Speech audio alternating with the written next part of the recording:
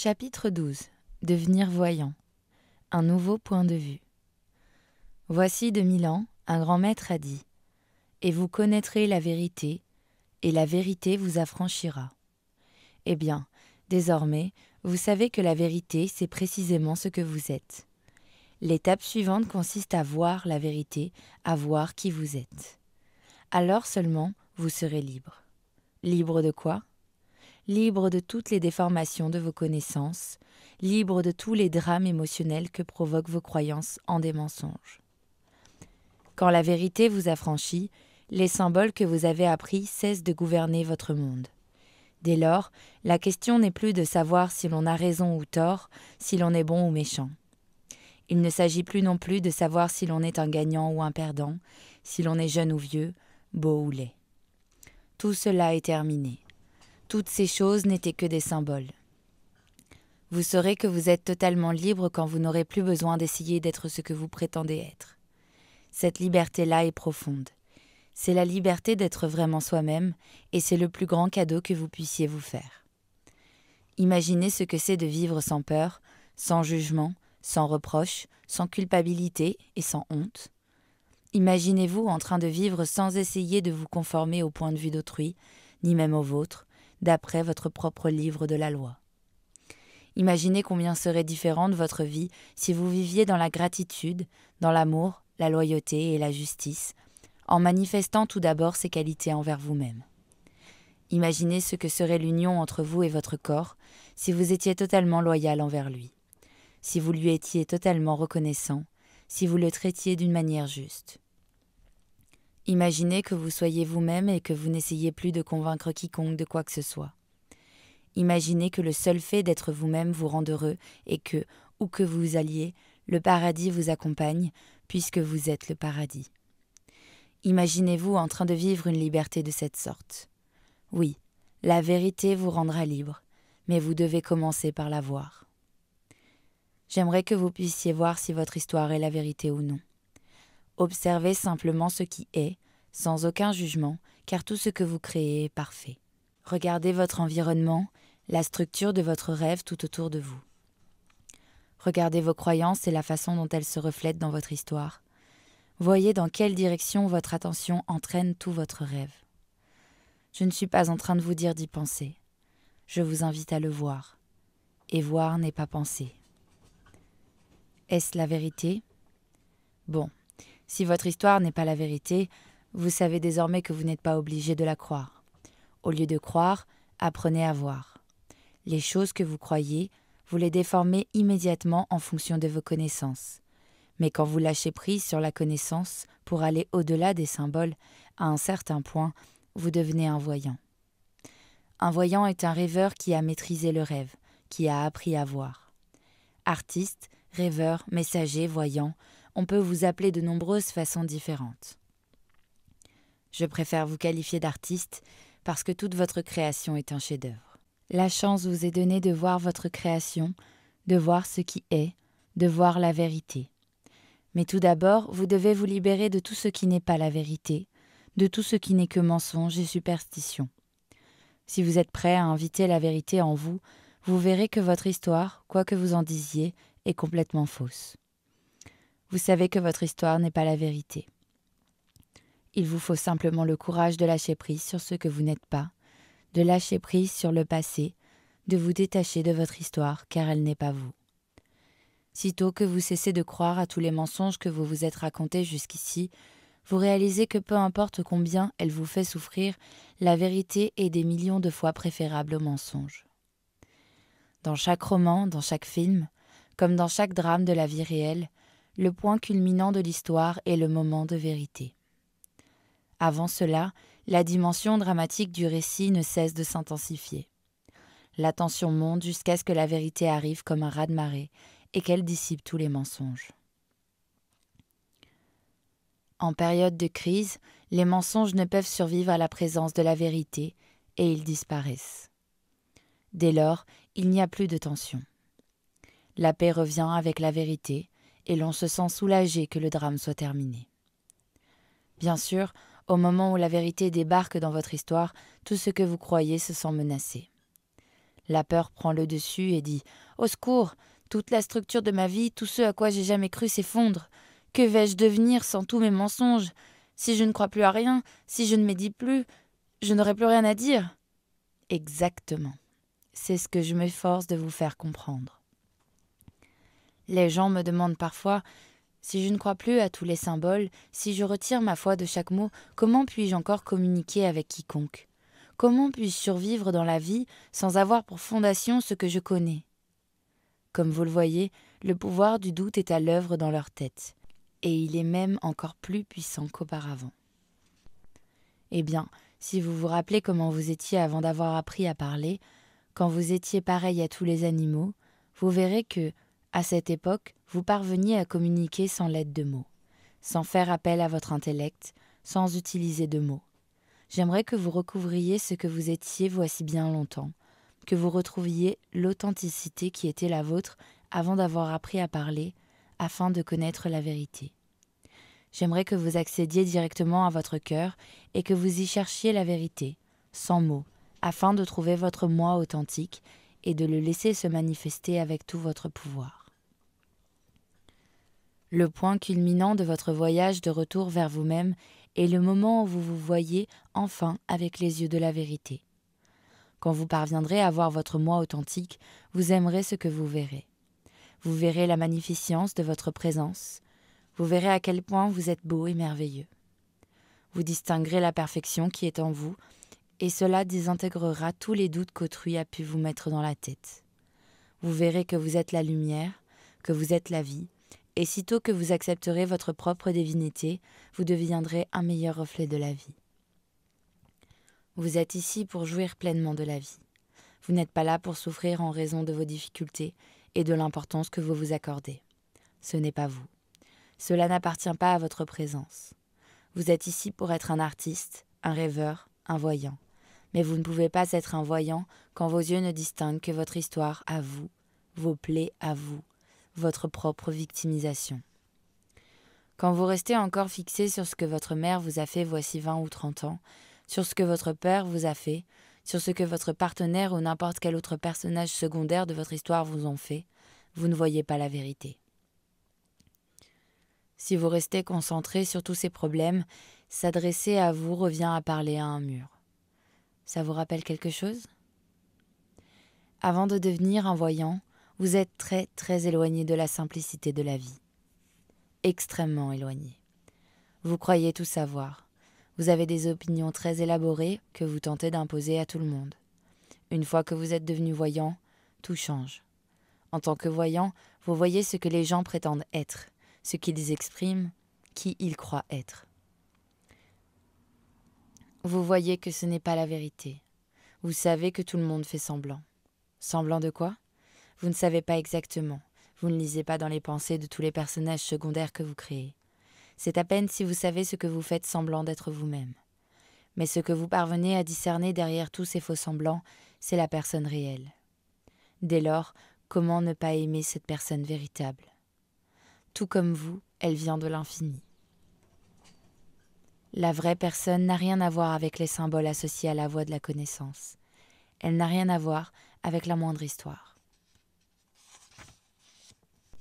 Quand vous devenez un voyant, vous voyez ce qu'il y a derrière l'histoire.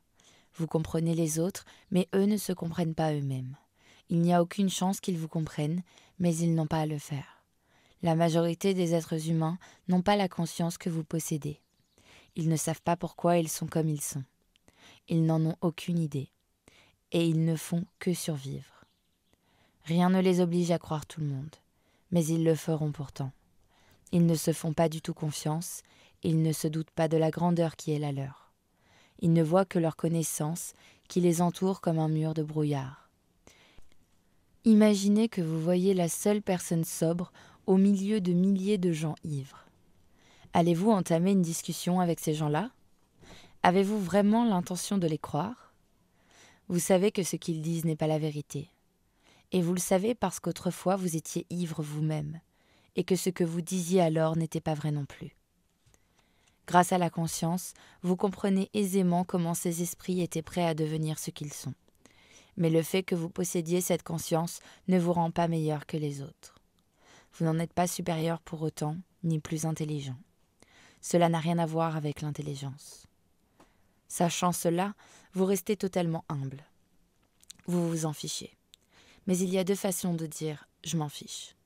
Il y a celui de la victime, dans le rêve de l'attention première, et ce « je m'en fiche » là n'est qu'un mensonge, car les victimes ne s'en fichent pas du tout, bien au contraire, de sorte que les choses les touchent et les blessent vraiment.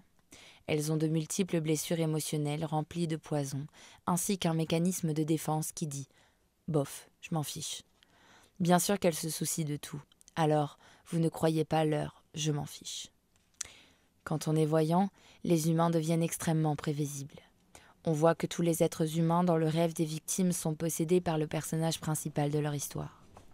C'est leur point de vue, leur seul point de vue.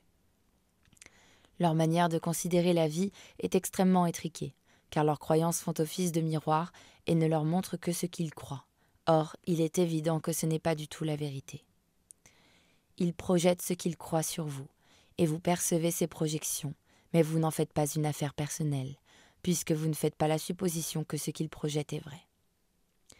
Vous savez que leur projection correspond à ce qu'ils croient, à leurs propos, et si vous le savez, c'est tout simplement parce que vous agissez comme eux autrefois.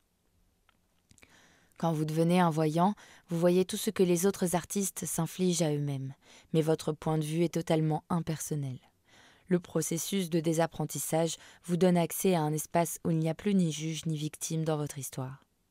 Ce n'est qu'une histoire, et vous savez que c'est votre propre création. Mais c'est un peu comme si elle arrivait à quelqu'un d'autre. Vous distinguez toutes les histoires, tous les symboles, la façon dont les gens jouent avec, mais rien de tout cela ne vous affecte. Cela ne vous offense pas, car vous êtes totalement immunisé contre. Vous voyez des visages, vous les aimez, mais vous avez également conscience qu'il y a quelque chose qui n'appartient pas à votre rêve. C'est le rêve personnel que d'autres artistes sont en train de rêver, et vous respectez totalement leurs rêves, leur création. Le respect est un mot magnifique, et c'est l'un des symboles les plus importants qu'on puisse comprendre.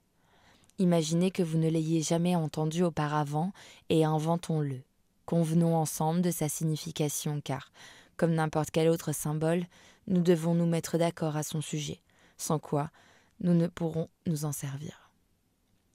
Le respect, comme bien d'autres symboles, commence par nous-mêmes, puis il s'étend à tout être et toute chose autour de nous. Si nous ne nous respectons pas nous-mêmes, comment pourrions-nous respecter qui ou quoi que ce soit d'autre ? Si vous vous respectez, cela veut dire que vous vous acceptez tel que vous êtes. Si vous respectez les autres, cela signifie que vous les acceptez tels qu'ils sont. Si vous respectez toute chose dans la nature, les animaux, les océans, l'atmosphère, la terre, cela veut dire que vous acceptez toute la création telle qu'elle est. Quand on arrive dans ce monde, tout est déjà créé. Le choix ne nous incombait pas de déterminer ce qui devait ou non être créé. C'était déjà fait, et nous le respectons. Pouvons-nous mieux faire ? Peut-être, mais j'en doute. Le respect, c'est donc l'acceptation complète de tout ce qui existe tel quel, et non comme nous voudrions que ce soit. Voilà plus ou moins l'une des significations du mot respect. Sitôt que vous vous acceptez tel que vous êtes, vous n'avez plus de jugement sur vous-même. Sitôt que vous acceptez aussi les autres tels qu'ils sont, vous cessez de les juger. Alors, quelque chose d'incroyable se produit dans votre monde. Vous trouvez la paix. Vous n'êtes plus en conflit avec vous-même, ni avec personne d'autre.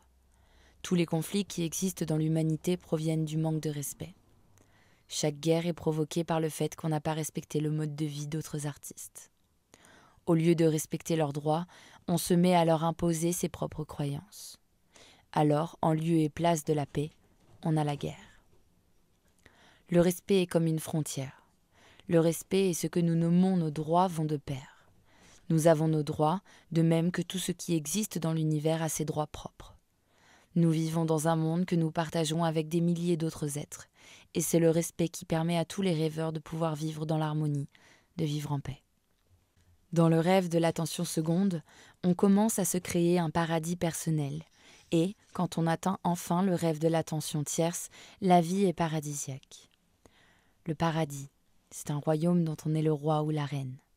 Je possède mon royaume personnel et il est paradisiaque, mais cela n'a pas toujours été le cas. C'est devenu mon paradis personnel quand j'ai cessé de me juger ou de juger autrui, quand j'ai décidé de respecter totalement mon propre royaume et celui de chacun. Le 5e accord concerne aussi le respect, car je respecte les autres artistes quand j'écoute leur histoire. Au lieu d'aider d'autres artistes à rédiger leur histoire, je les laisse écrire celle qu'ils veulent. Ce ne sera jamais moi qui écrirai votre histoire, de même que je n'autoriserai jamais personne à écrire la mienne. Je respecte votre esprit, votre rêve, votre création. Je respecte ce que vous croyez. Je vous respecte quand je n'essaie pas de vous dire comment vivre votre vie, comment vous vêtir, marcher, parler ou faire quoi que ce soit dans votre propre royaume. Par contre, sitôt que j'essaie de contrôler votre royaume, je cesse de vous respecter et nous risquons d'entamer une guerre pour obtenir ce contrôle. Dès que je tente de vous contrôler, cette seule intention suffit à me faire perdre ma liberté. Ma liberté consiste donc à vous laisser être ce que vous êtes, quoi que vous puissiez vouloir être. Ce n'est pas à moi de changer votre réalité virtuelle. En revanche, c'est à moi de me changer moi-même. Vous êtes le roi ou la reine de votre royaume. C'est votre création à vous. C'est là que vous vivez et tout vous appartient. Vous rêvez votre royaume et vous pouvez y être extrêmement heureux. Comment ? Tout d'abord en commençant par respecter votre royaume, sans quoi il deviendra rapidement un enfer et non plus un paradis. Ensuite, vous ne devez laisser personne manquer de respect à votre royaume. Quiconque le fait en sort immédiatement. C'est votre royaume, votre vie. Vous avez le droit de vivre votre vie à vous, de votre façon à vous. Et il n'y a pas de mauvaise façon de le faire. Quand on qualifie une façon de mauvaise, on ne fait qu'émettre un jugement de plus. Une fois que vous aurez gagné votre guerre personnelle, vous n'aurez plus de jugement sur qui ou quoi que ce soit, et le jugement d'autrui ne vous affectera plus. Bien sûr, vous commettez des erreurs comme tout le monde, mais il règne une injustice parfaite dans votre tête. Vous ne payez qu'une seule fois chacune de vos erreurs. Et comme vous êtes bon envers vous-même, comme vous vous aimez, votre paiement reste modeste. Il se peut que ces propos que j'échange avec vous aient un sens pour la voix qui vit dans votre tête. Et peut-être que cette voix pourra se mettre à rêver en fonction de ces nouvelles informations et qu'elle décidera de ne plus être un tyran, d'arrêter de vous juger et de vous punir. Le jour de votre jugement dernier pourrait être tout proche. Cela dépend de vous. Si vous parvenez à convaincre votre tyran d'arrêter de vous juger, vous verrez rapidement tout changer dans votre vie. Imaginez qu'au lieu d'être votre adversaire, le tyran devienne votre allié, qu'au lieu de faire de votre vie un véritable drame, il vous aide plutôt à préserver la paix. Quand le tyran devient votre allié, il ne s'oppose plus jamais à vous. Il ne vous sabote plus jamais. Il facilite tout ce que vous voulez créer. Le mental devient alors un outil puissant au service de l'esprit, un allié d'une grande puissance, avec pour résultat un rêve totalement différent, votre paradis personnel. Dans le rêve du paradis, vous vous abandonnez complètement à la vie, sachant que chaque chose est exactement telle qu'elle est. Et comme vous acceptez toute chose comme elle est, vous ne vous souciez plus de rien. Votre vie devient très excitante, car il n'y a plus de peur. Vous savez que vous faites exactement ce que vous êtes censé faire et que ce qui est arrivé devait effectivement arriver. Même ce que vous jugez être vos pires erreurs devait se produire, puisqu'elles vous ont conduit à développer une plus grande conscience.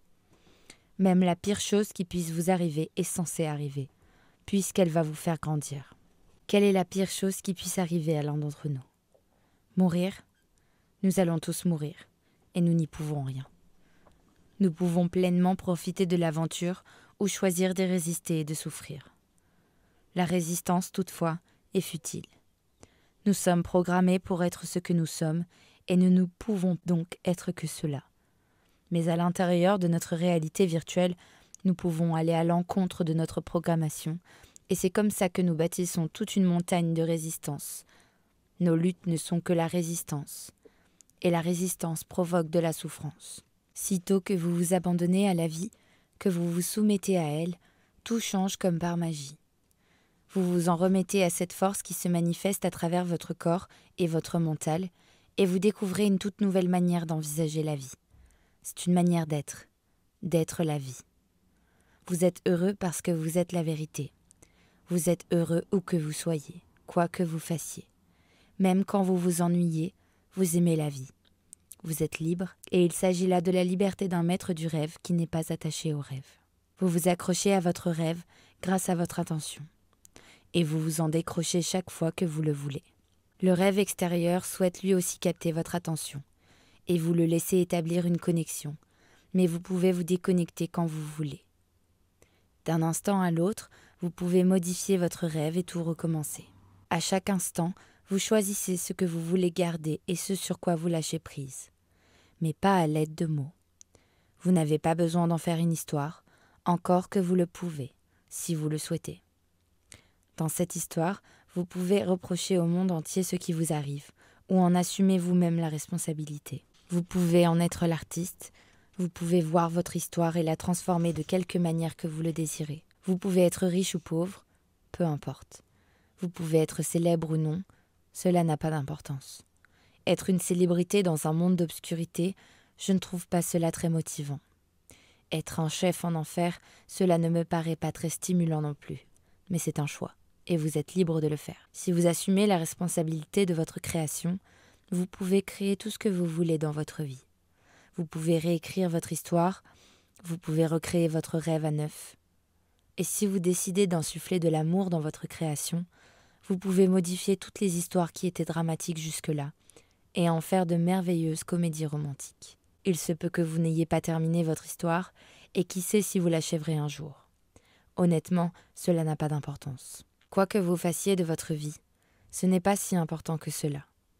Ce que font les autres de leur vie à eux n'importe pas davantage, et ce n'est pas votre affaire. En réalité, il n'y a pas grand-chose qui soit très important, sinon la vie elle-même. C'est l'intention en soi, le créateur. La création n'a pas tant d'importance. La manifestation va continuer de changer jour après jour, d'instant en instant et d'une génération à l'autre. La vie est éternelle, mais votre rêve n'existera qu'aussi longtemps que vous serez dans un corps physique. Quoi que vous ayez fait ici, vous ne l'emporterez pas avec vous.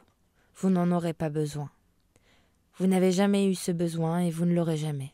Ce qui ne veut pas dire que vous n'allez pas créer. Bien sûr que vous créerez, puisque telle est votre nature. Vous créez d'ailleurs sans cesse. Vous êtes constamment en train de vous exprimer. Vous êtes artiste de naissance et votre art est l'expression de votre esprit. L'expression de cette force que vous êtes. Vous savez à quel point vous êtes puissant, et ce pouvoir est réel. Vous savez tout ce que vous avez appris, et vous savez également que cette connaissance n'est pas réelle. La vérité se déroule sous vos yeux. Vivre sa vie, c'est vivre la vérité. Voir la vérité modifie considérablement votre monde. Mais devenir la vérité est l'objectif véritable, puisque c'est là votre moi réel. Tout ce qui n'est pas la vérité est sans importance. Votre désir de vérité et votre amour de la vérité, voilà ce qui est important. Voilà l'enseignement véritable. Chapitre 13. Les 3 langages. Quel genre de messager êtes-vous ? Le 5e accord toltèque est le plus poussé des enseignements de la voie toltèque, puisqu'il nous prépare à revenir à ce que nous sommes véritablement, des messagers de la vérité. Chaque fois que nous parlons, nous délivrons un message, et si nous n'exprimons pas la vérité, c'est parce que nous n'avons pas conscience de qui nous sommes réellement. Les 4 accords toltèques nous aident à recouvrer conscience de qui nous sommes. Ils nous aident à devenir conscients de la puissance de notre parole. Mais le but est le 5e accord, puisqu'il nous entraîne au-delà de la symbologie et nous rend responsables de chaque mot que nous créons. Cet accord nous aide à récupérer le pouvoir de la croyance que nous avons investi dans les symboles. Et quand nous allons au-delà des symboles, le pouvoir que nous découvrons est incroyable, puisque c'est celui du créateur artistique, c'est le pouvoir de la vie, notre moi réel. Le 5e accord toltèque sert à ce que je nomme la formation du messager, ou encore la formation angélique, puisqu'il s'adresse à des messagers qui ont conscience d'avoir un message à délivrer.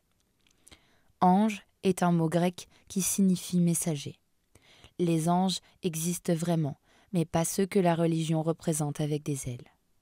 Nous sommes tous des messagers, nous sommes tous des anges, mais nous n'avons pas d'ailes, et nous ne croyons pas à des êtres angéliques qui en seraient dotés. La version ailée des anges que représente la religion n'est qu'un symbole et, en tant que symbole, elle signifie que les anges peuvent voler. Les anges volent donc et transmettent des informations. Ils délivrent des messages et le message réel est la vie ou la vérité. Mais tant de messagers dans ce monde ne délivrent ni la vie ni la vérité. Le monde est peuplé de milliards de messagers, conscients ou non, De toute évidence, la majorité d'entre eux sont dépourvus de conscience. Ils sont programmés pour délivrer et recevoir un message, mais ils ne savent pas qu'ils sont eux-mêmes les messagers. La majorité des humains sur Terre n'a aucune conscience que les symboles sont sa propre création. Ils ne savent pas davantage d'où vient le pouvoir des symboles, et c'est pourquoi ces derniers les contrôlent complètement. Quel genre de messagers sont-ils ? La réponse est évidente. Vous envoyez les conséquences dans le monde. Regardez simplement autour de vous et vous découvrirez de quel genre de messager il s'agit. Quand vous l'aurez trouvé, le 5e accord Toltec vous paraîtra encore plus pertinent. Soyez sceptique, mais apprenez à écouter. Qu'est-ce qui changera pour ces messagers-là ? La réponse, c'est la conscience. Voilà ce que la formation du messager fait pour nous. Elle nous aide à prendre conscience du genre de message que nous délivrons dans le monde. Du point de vue Toltec, il n'y a que 3 façons de délivrer un message. On pourrait également dire qu'il n'existe que 3 langages dans le monde des humains. Celui des rumeurs, des potins et des commérages, celui du guerrier et enfin, celui de la vérité. Le langage des potins et des rumeurs, c'est celui que parlent tous les humains. Tout le monde sait qu'en canner et médire. Quand nous parlons ce langage, notre message est déformé. Nous colportons des rumeurs à propos de tout ce qui nous entoure, mais surtout à notre sujet.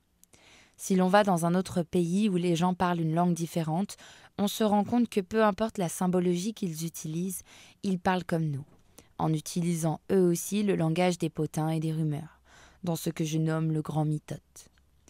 Dans le rêve ordinaire, dépourvu de conscience, le grand mythote prend le contrôle de l'esprit humain et engendre toutes sortes d'incompréhensions, toutes les déformations qui affectent la façon dont nous interprétons la signification des mots. Le langage des rumeurs et des potins est celui de la victime. C'est le langage de la justice et des punitions. C'est aussi la langue de l'enfer, puisque tous ces commérages ne sont constitués que de mensonges. Mais les humains médiront toujours, puisque nous sommes programmés pour colporter potins et rumeurs jusqu'à ce que change en nous quelque chose qui figure également dans le programme. À ce moment-là, nous nous rebellons contre la médisance, les rumeurs et les potins, et un conflit éclate dans notre tête, une guerre entre la vérité et les mensonges. Le 2e langage est celui du guerrier. Quand on le parle, on dit parfois la vérité, parfois des mensonges, selon notre degré de conscience. Parfois on croit des mensonges, ce qui nous conduit directement en enfer, et d'autres fois on croit la vérité, ce qui nous propulse au paradis. Mais on continue de croire, ce qui signifie que les symboles possèdent toujours le pouvoir de nos croyances. En tant que guerrier, on saute d'un rêve à l'autre. Parfois on est au paradis, parfois en enfer. Comme vous pouvez l'imaginer, le langage du guerrier vaut 1000 fois mieux que celui des potins et des rumeurs. Mais, après tout, les humains sont programmés pour changer de langage et pour en parler plus d'un. Le 3e langage est celui de la vérité, et quand on le parle, c'est à peine si l'on ouvre la bouche. À ce stade, on sait sans l'ombre d'un doute que les symboles qu'on utilise ont été créés par soi-même.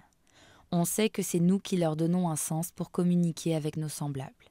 Et on les utilise désormais d'une manière impeccable, de notre mieux, pour délivrer notre message, c'est-à-dire pour nous délivrer nous-mêmes, puisque nous sommes le message. Il n'y a finalement plus de mensonges, car nous avons maîtrisé la conscience et nous nous voyons comme étant la vérité, la vie. Le langage de la vérité est très exclusif, puisque c'est celui du maître rêveur, de l'artiste qui a maîtrisé le rêve. Dans le monde du maître, il y a toujours de la musique, toujours de l'art, de la beauté. Les maîtres d'art sont toujours heureux.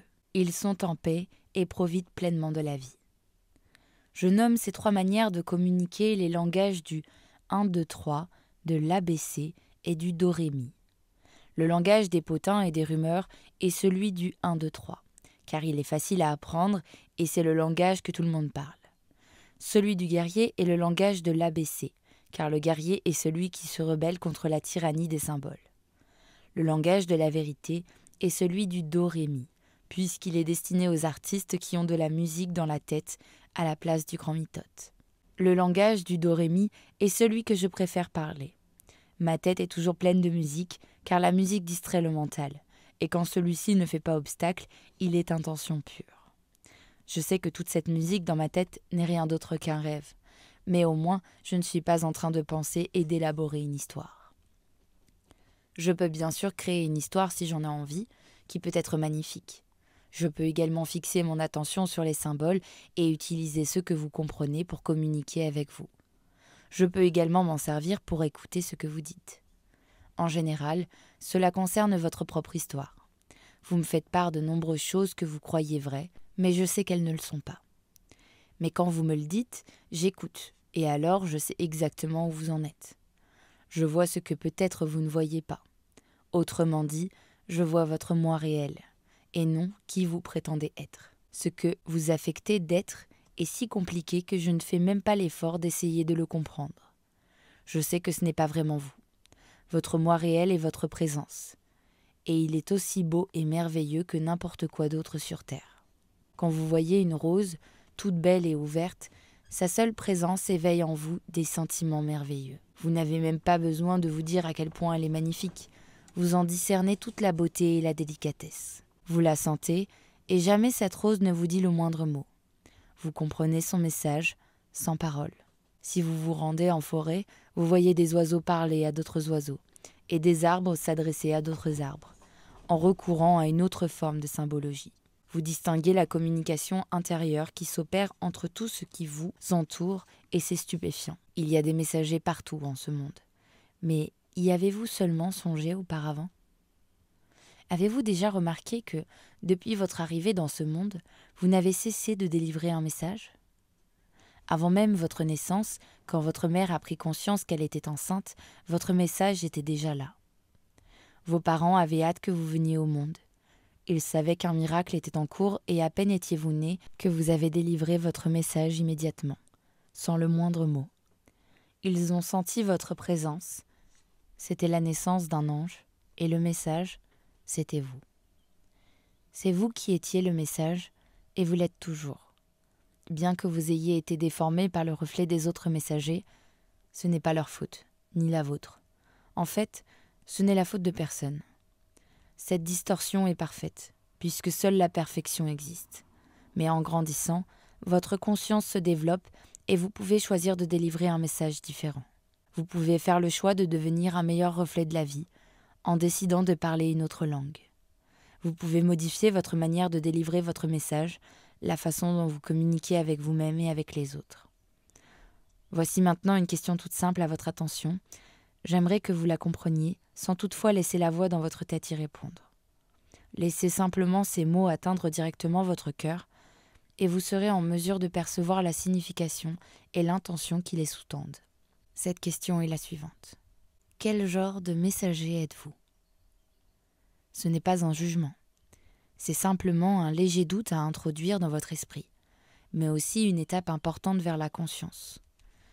Si vous comprenez ma question, ce léger doute peut à lui seul transformer toute votre vie. Quel genre de messager êtes-vous ? Est-ce que vous dites la vérité ou plutôt des mensonges ? Est-ce que vous percevez la vérité ou ne percevez-vous que des mensonges ? Tout se joue entre la vérité et les mensonges. C'est le cœur du problème et c'est ce qui fait toute la différence. Puisque tous les conflits, qu'il s'agisse d'une tension intérieure ou de conflits entre êtres humains, sont la conséquence des messages qu'on exprime et auxquels on croit. Quel genre de messager êtes-vous ? Êtes-vous le vecteur de médisance et de mensonges ? Vous sentez-vous à l'aise avec tous les mensonges, tous les potins et les problèmes qu'engendre le fait de croire à des mensonges ? Est-ce cela que vous partagez avec toutes les personnes qui vous entourent ? Est-ce cela que vous enseignez à vos enfants ? Continuez-vous de rendre vos parents responsables de vos ennuis ? Rappelez-vous qu'ils ont fait de leur mieux. S'ils vous ont maltraité, cela n'avait rien de personnel. C'est dû à leur propre peur, à ce qu'ils croyaient. S'ils vous ont maltraité, c'est parce que eux aussi ont été maltraités. S'ils vous ont blessé, c'est parce qu'eux aussi ont été blessés. C'est un cycle continu d'action et de réaction. Voulez-vous continuer de faire partie de ce cycle, ou en avez-vous fini avec cela ? Quel genre de messager êtes-vous ? Êtes-vous un guerrier qui se débat entre le paradis et l'enfer ? Est-ce que vous croyez encore les gens qui vous disent « Voilà la vérité » ? Croyez-vous encore à vos propres mensonges ? Quel genre de message délivrez-vous aux personnes que vous aimez le plus, si celui que vous vous adressez à vous-même vous entraîne droit en enfer ? Quel genre de message délivrez-vous à vos enfants que vous aimez tant? Et à vos proches, vos parents, vos frères et sœurs, et tous ceux qui vous entourent? Quel genre de messager êtes-vous? Si vous me dites le genre de rêve que vous vous créez pour vous-même, je vous dirai quel genre de messager vous êtes. Comment vous traitez-vous? Êtes-vous bon envers vous-même? Est-ce que vous vous respectez? Et les autres, les respectez-vous aussi? Quels sentiments cultivez-vous envers vous-même? Est-ce que vous vous aimez? Êtes-vous fier de vous? Satisfait de vous? Subsiste-t-il des drames ou des injustices dans votre rêve? Comporte-t-il un juge et une victime? Est-ce un rêve de prédateur, un rêve de violence? Si c'est le cas, cela veut dire que votre rêve déforme votre message. Le juge, la victime et toutes ces voix qui résonnent dans votre tête déforment tout. En cet instant même, vous adressez un message à la fois à vous-même et à tous ceux qui vous entourent. Vous délivrez en permanence un message, tout comme vous en recevez d'autrui. Quel est le message que vous délivrez à ce monde? Est-il impeccable? Êtes-vous au moins conscient d'utiliser en permanence des symboles? Observez simplement le message que vous délivrez. Est-ce que les mots que vous prononcez émanent de la vérité ou plutôt de la voix de la connaissance, du tyran, du grand juge? Qui délivre ce message? Est-ce votre moi réel qui délivre ce message? C'est votre rêve. C'est votre rêve. Si ce n'est pas votre vrai moi, alors de qui émane ce message?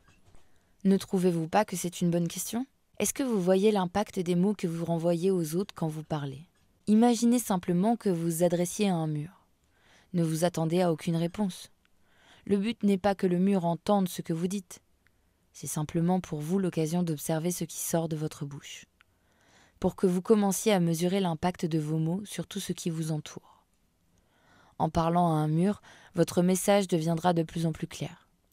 Dès lors, l'importance d'une parole impeccable deviendra évidente. J'aimerais maintenant que vous utilisiez votre imagination pour voir le genre d'interaction que vous avez eu avec autrui durant toute votre vie.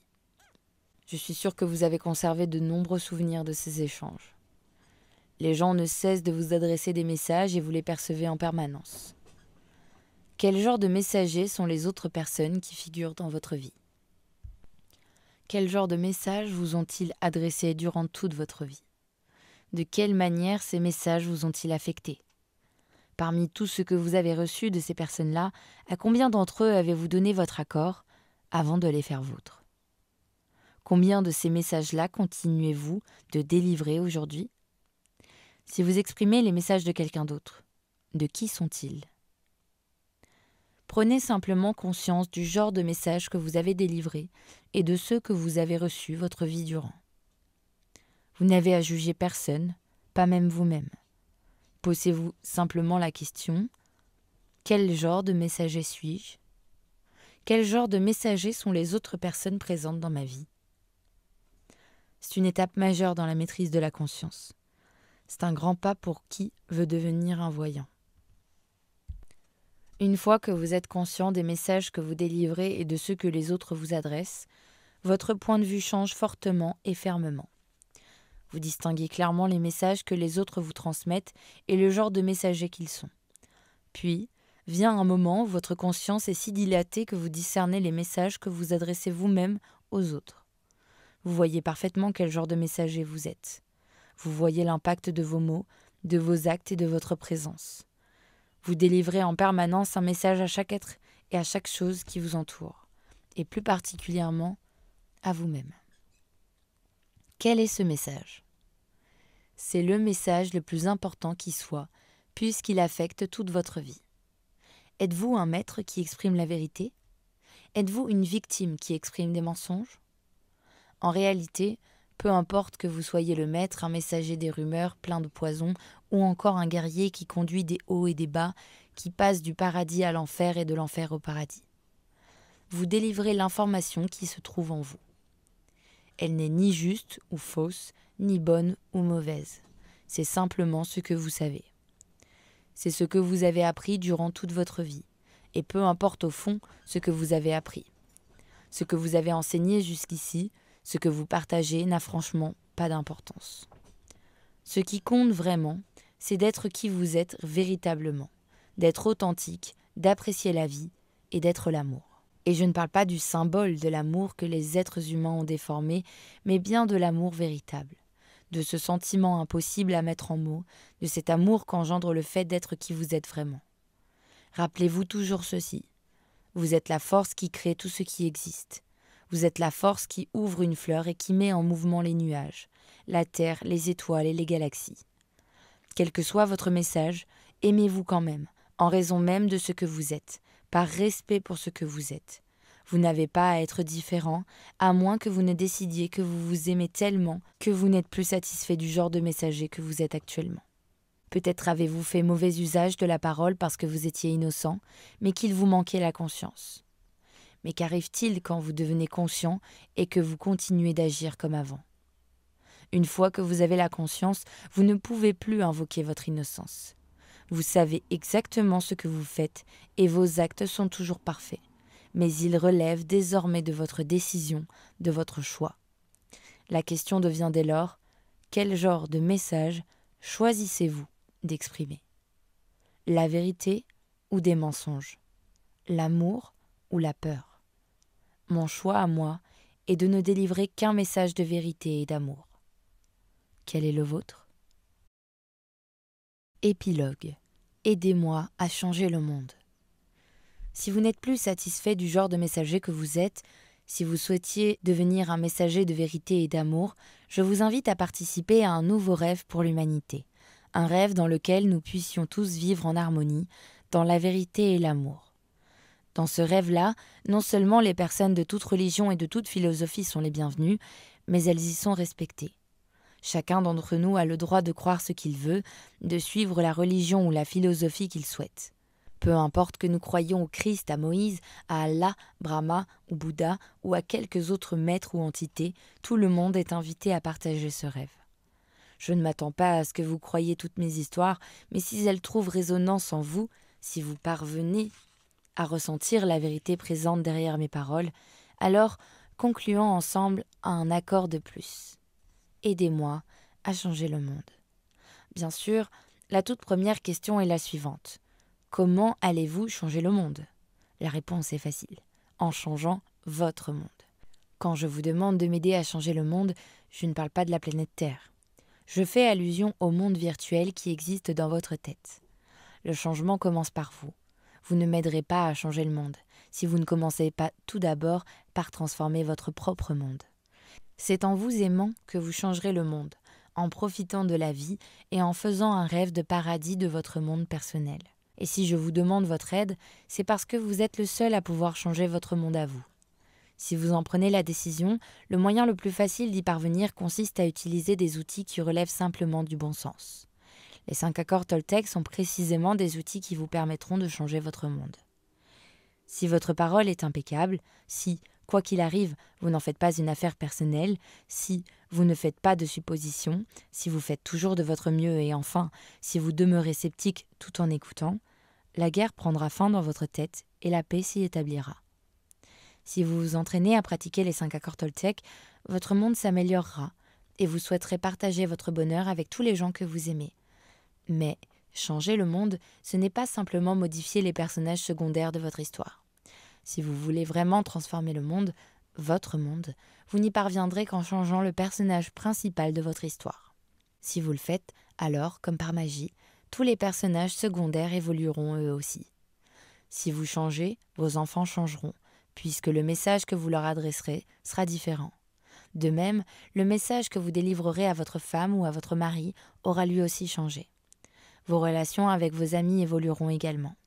Mais, sans doute plus important encore, c'est votre relation à vous-même qui ne sera plus la même. Dès que vous changez le message que vous vous adressez à vous-même, vous êtes plus heureux et de ce fait, les gens qui vous entourent en profitent également. Vos efforts bénéficieront donc à tout le monde, car votre joie, votre bonheur et votre paradis seront contagieux. Si vous êtes heureux, votre entourage le sera aussi, et les gens commenceront aussi à avoir envie de changer leur propre monde. Nous représentons tous un héritage, et quand je dis « nous », je parle au nom de tous les humains. Notre héritage est l'amour, c'est la joie, c'est le bonheur. Profitons de ce monde, profitons les uns des autres. Nous sommes destinés à nous aimer les uns les autres, et non à nous haïr. Arrêtons de croire que nos différences nous rendent supérieurs ou inférieurs les uns aux autres. Cessons de croire à ce mensonge. Ne craignons pas que nos couleurs différentes fassent de nous des gens différents. Qu'importe, ce n'est qu'un mensonge de plus. Nous n'avons pas à croire tous les mensonges et toutes les superstitions qui contrôlent notre existence. Il est temps de mettre un terme à toutes ces choses qui n'aident personne. Il est temps d'en finir avec le fanatisme. Nous pouvons revenir à la vérité et devenir des messagers de la vérité. Nous avons un message à délivrer et ce message est notre héritage. Quand nous étions enfants, nous avons reçu l'héritage de nos parents et nos ancêtres. Ils nous ont transmis un monde merveilleux et c'est maintenant à notre tour d'offrir à nos enfants et petits-enfants une planète où ils puissent vivre d'une manière aussi merveilleuse que nous aujourd'hui. Nous pouvons arrêter de détruire la planète et de nous détruire les uns les autres.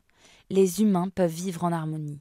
C'est incroyable de voir de quoi nous sommes capables quand nous le voulons vraiment. Il nous faut simplement pour cela être conscients de ce que nous faisons et revenir à notre authenticité.